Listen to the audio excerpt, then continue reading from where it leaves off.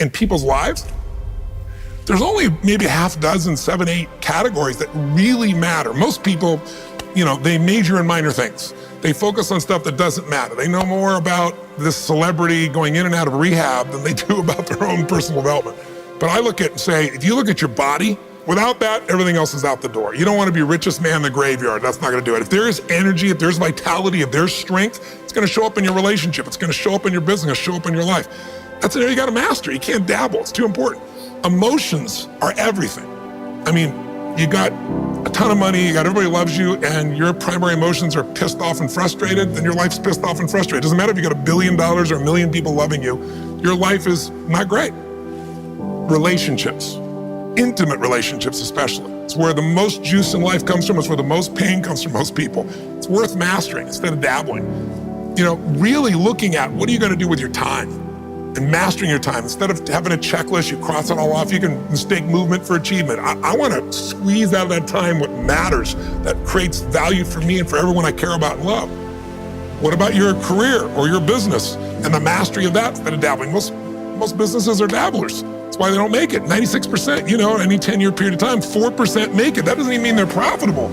And it does not mean they're enjoying themselves, all right? Or they're getting anybody else to feel good.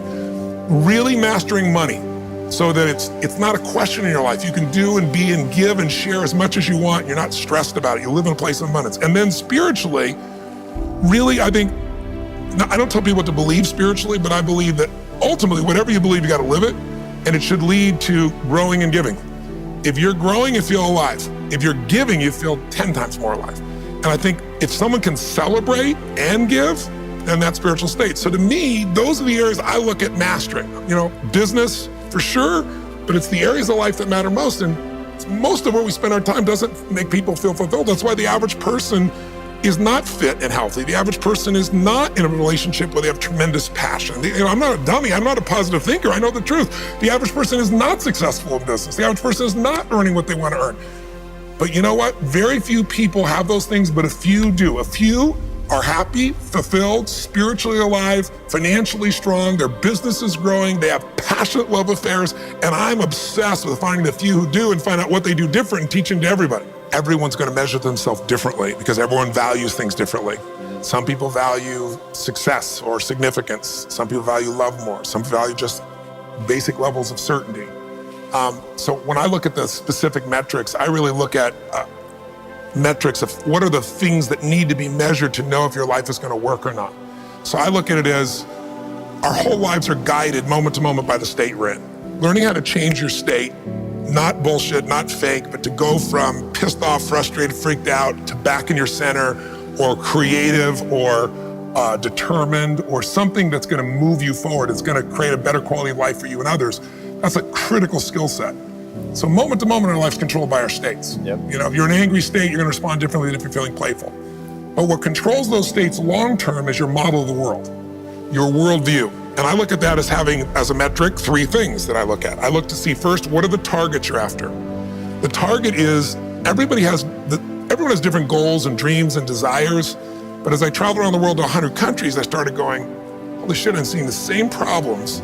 What's underneath it? I began to see that there are these same 6 human needs that we all have, the same needs. We all have a need for certainty, that we can avoid pain and we can have some pleasure, some comfort. We all need uncertainty. We need variety or we feel dead inside. If you're totally certain, you're bored. If you have total variety, you're like freak out. And it's not a balance. It's learning which of these you need more as a person. Everyone's developed a different set of values in that area. The need for significance, to feel unique, special, important, the need to feel loved, the need to grow, and the need to contribute. Some people value certainty at the top of their list. That's their center of their target. I don't want to do anything unless I know it's going to work. I don't want to do anything unless it's the same. If you change anything, they freak out. If certainty is the number 1 thing on your list, everyone has the same needs, but if it's number 1, I know how your life's going to be. I can predict the direction of your life and therefore the destination to some extent. If you're driven by love first, you want certainty too, but love is higher, you're going to behave very differently than if you're driven by significance. I have to be the one. So I look to see which of those needs are the top 2 on your list because they control your life. Yep.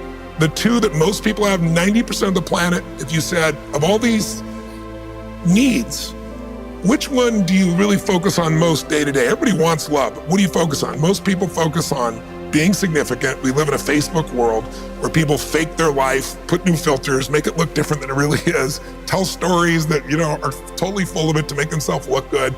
Because we live in this kind of false world where significance is more important than love. And it separates us. And the other one that we see most often is certainty. People want to be certain before they can do something. You couldn't have started a business like you had if you were absolutely certain before you started. You can never build a business with that.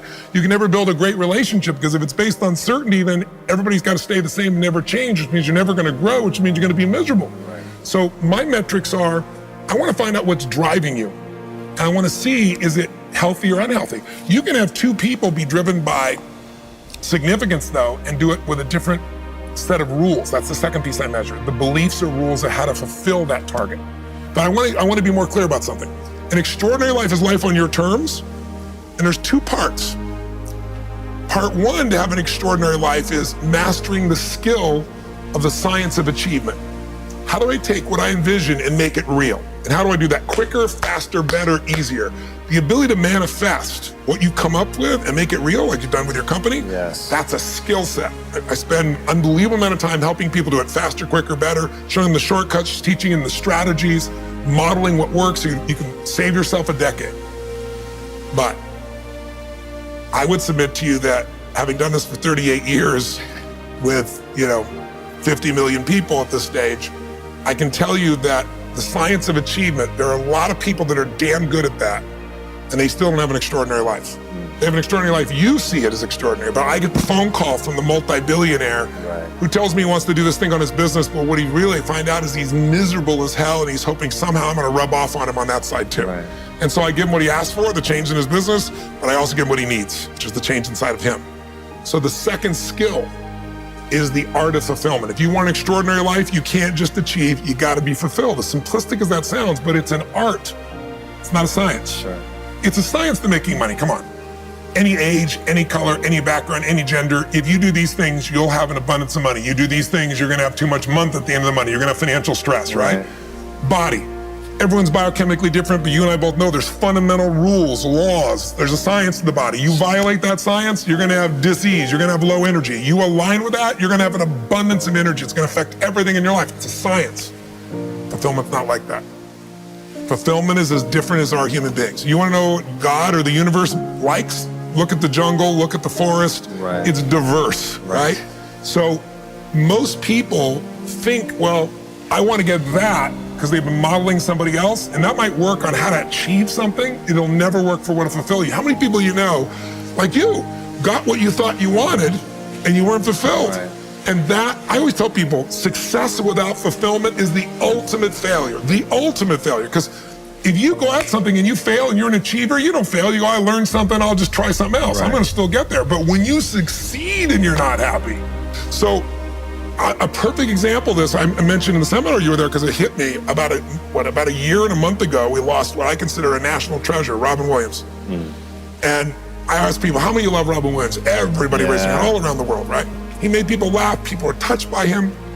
So how good was he at the science of achievement? I mean, he wanted to be a great comedian, make the whole world laugh, he did. He wanted to have his own TV show, he did. He wanted the #1 show, he did it. He wanted to make movies, he did. He wanted to have an Academy Award for not being funny.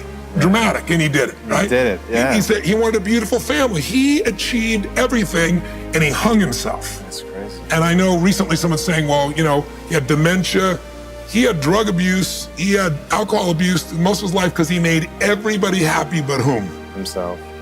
That's the ultimate failure. So if I had no other message to offer your viewers, and you let me give it to them right now, I'll tell you what I believe.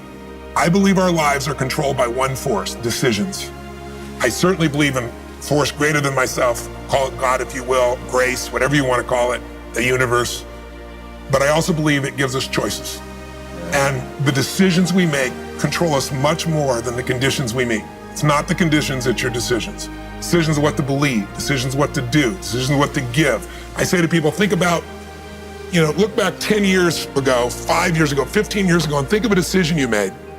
That if you would have made a different decision, you'd have a totally different life today. Better or worse, I don't know, but totally different.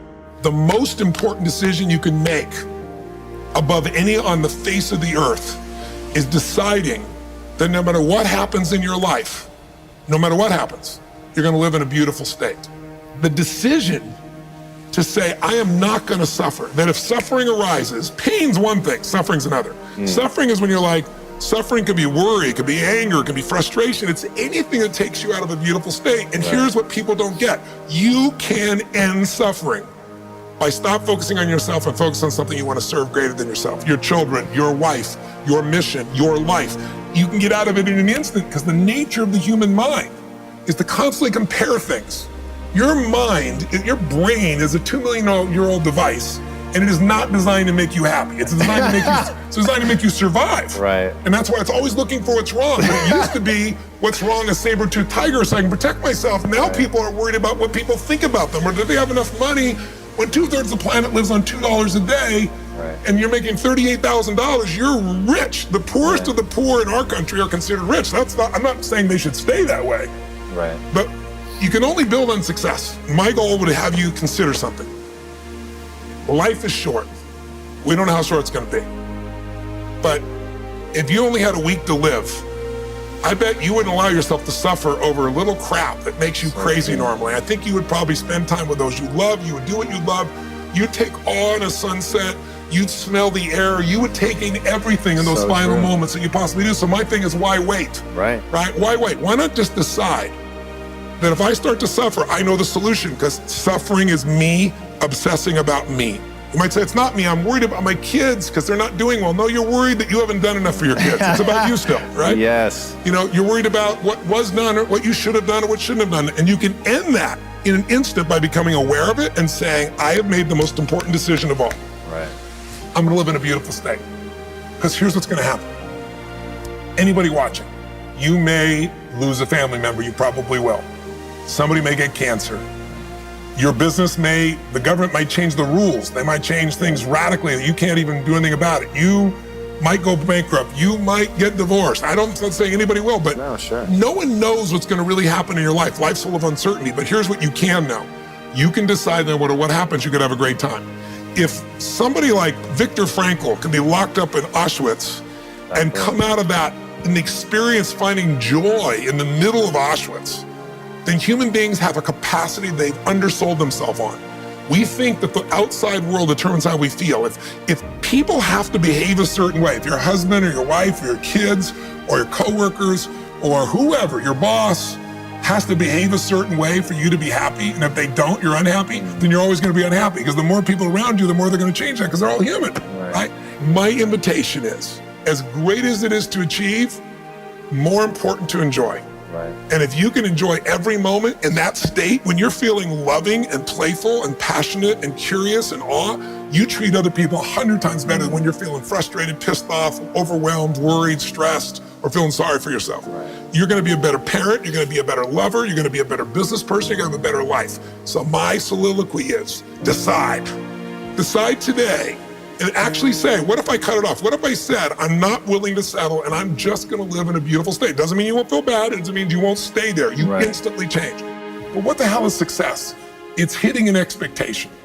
And I always tell people, man, trade your expectations for appreciation, and it's a whole new world instantly. If you can appreciate this moment, if you can't find ecstasy in this moment, in a conversation with a friend and looking in your wife's eyes, being with your children, going on a run, if you can't find ecstasy now, I'm here to tell you, more money, more people, more love, more business, more anything is not gonna give you more ecstasy. If you can't do it here now, you're not gonna do it there when you got more. So why not do it now and have a rich life right now? I tell people, money, that's one thing. Like having financial abundance, there's skills, that's a science.